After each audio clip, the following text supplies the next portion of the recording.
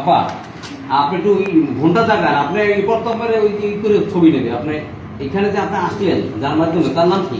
Mask খুলেন, খুলেন mask খুলতে হবে তো, আমরা তো আপনার ভিডিও নেবো। আমি শব্দ মাস্ক খুলবো। আপনি সত্য কথা বলবেন, আপনি এখানে আসছেন কার মাধ্যমে?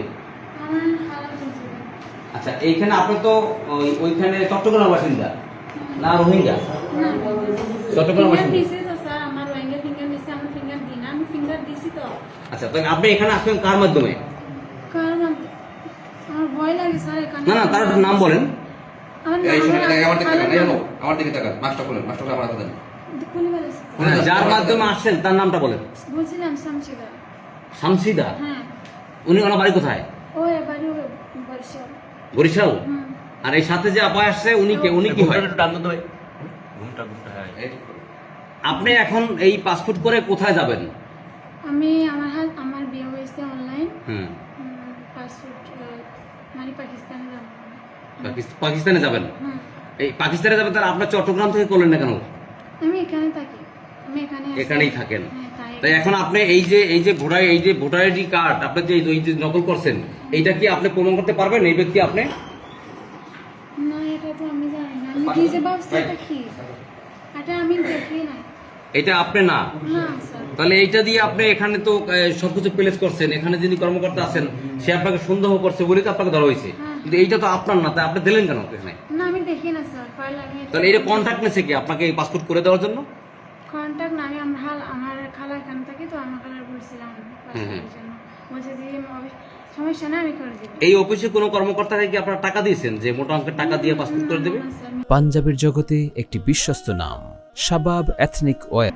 10 লাখ টাকার বিনিময়ে না স্যার, এরকম কিছু না। আমার নিজের আমার খাবার জন্য টাকা না, আমি টাকা কিনে। আচ্ছা আচ্ছা, তাহলে আপনি এখানে আসছেন আপনার খালার মাধ্যমে। হ্যাঁ। এই অফিস কর্তৃপক্ষ কোনো দায়ী নাই? না স্যার। আচ্ছা ঠিক আছে, একটু আমার দিক বিরোধ ধরেন। আমরা এখন যেখানটা দাঁড়িয়ে আছি এটা হলো জালাকাঠি আঞ্চলিক পাসপোর্ট অফিস।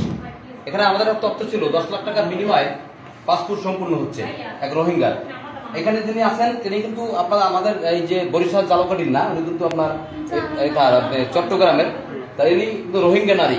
তার কাগজপাতি দেখেন, এটা কিন্তু আপনার দেখা যাচ্ছে সবগুলো কিন্তু একজনের মাধ্যমে কিন্তু করেছে বরিশাল থেকে। সেই বরিশাল থেকে করে এনে এখানে আমাদের জালাকাঠি কর্মকর্তাকে ভুল বুঝিয়ে সে কিন্তু পাসপোর্ট সম্পূর্ণ করার চেষ্টা করেছে। আর সাথে যে নারী আছেন এই নারী কিন্তু তার সহযোগী। আপনার একটু আপনার মুখটা খুলতে হবে। না না, আপনার মুখ আপনার মুখ। আচ্ছা আপা আপা, এগুলা কার? এগুলা কার? আমাদের কাছে যিনি আছেন সহযোগী আসছেন, এই যে রোহিঙ্গাকে সহযোগিতা করতে, সে কিন্তু আমাদের কোনো তথ্য দিয়ে সহযোগিতা করেনি এবং সে কিন্তু বারবার কিন্তু এড়িয়ে যাওয়ার চেষ্টা করছে। জি আপনি আমাদের এখানে কিন্তু যিনি আছেন, যিনি আছেন, জি আপনি স্যার আপনি একটু বলবেন যে আসলে এইখানে যে আপনার রোহিঙ্গা নারীকে আপনারা এখানে বসিয়ে রেখেছেন, আপনাদের আসলে একে কি সন্দেহ করলেন আপনারা? আচ্ছা, বিষয়টা হচ্ছে যে সে রোহিঙ্গা কিনা সেটা আমরা কিন্তু 100% নিশ্চিত না, কারণ আমাদের কাছে কোনো এরকম এভিডেন্স নেই। কিন্তু তার কথাবার্তা আচরণে আমাদের সন্দেহ হয়, আমরা তাকে জিজ্ঞাসাবাদ শুরু করি। তো জিজ্ঞাসাবাদ করাতে সে তার যে তথ্য দিচ্ছে সেগুলো পুরোপুরি অসংলগ্ন। তার কথাবার্তাতে কোনো মিল নেই। সে বলতেছে তার বাড়ি চট্টগ্রাম, কিন্তু অরিজিনালি তার বাড়ির ঠিকানা সে দিতে পারতেছে না। তার কোনো আইডি কার্ড নেই, তার কোনো জন্ম নিবন্ধন নেই। সে আরেকজনের এনআইডি কার্ড ব্যবহার করে একটা আবেদন করে এখানে জমা দিয়েছে, এবং যে জমা দিয়েছে সে অন্য একজন মহিলা।